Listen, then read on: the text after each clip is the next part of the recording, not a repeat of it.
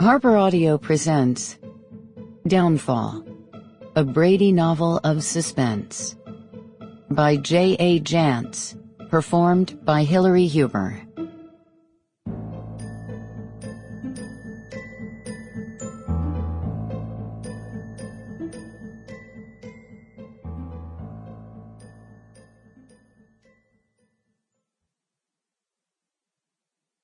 Prologue.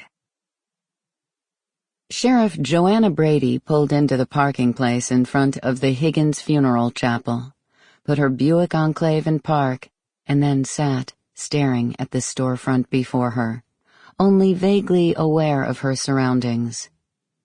Lowering clouds blanketed the Mule Mountains in southeastern Arizona.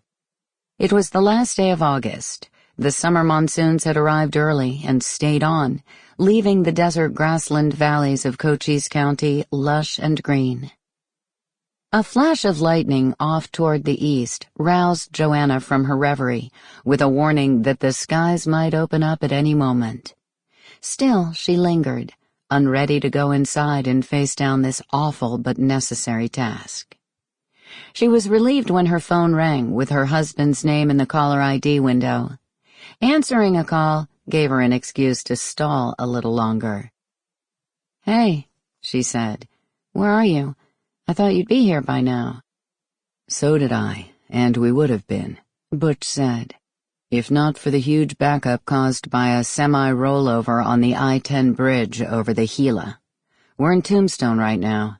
If I come straight there, I could arrive before they close, but—" "No," Joanna said firmly. "Take Denny home. A funeral home is no place for a 5-year-old. I'll handle this on my own." "You're sure?" "I'm sure," she said, reaching for the door handle. "I'll see you at home."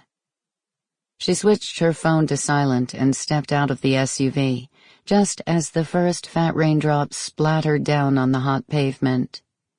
As soon as the moisture dampened nearby overheated creosote bushes, the air came alive with the unmistakable perfume of desert rain. Most of the time, Joanna would have rejoiced at that distinctive aroma, but not today.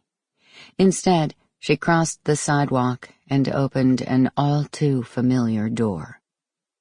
She had come to the Higgins Funeral Chapel for the first time as a teenager, arriving there with her mother, Eleanor, in the aftermath of her father's death.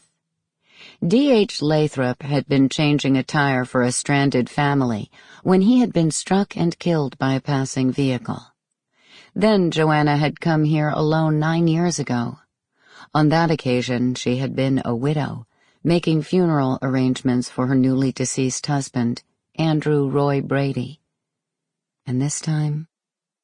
A week earlier, in the dead of August, life had been as normal as Joanna's life could be, considering she was a busy county sheriff with a daughter heading off to college, a 5-year-old son starting kindergarten, and a baby girl due to arrive in early December.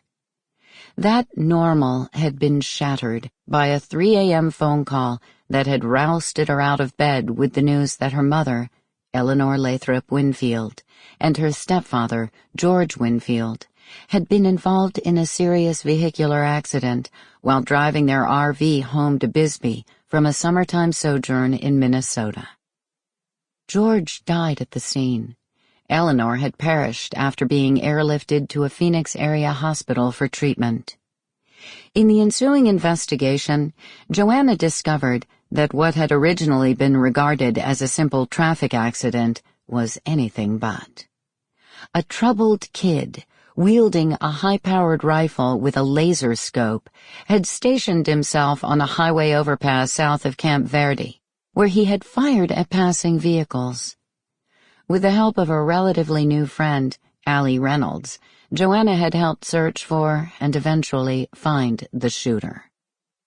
While attempting to elude his pursuers, the boy had crashed his 4x4. Less than 24 hours after George and Eleanor's murders, Joanna had found herself kneeling on the ground at the injured boy's side, comforting their dying killer. Now she was left cleaning up the rest of the bits and pieces. Sample complete. Ready to continue?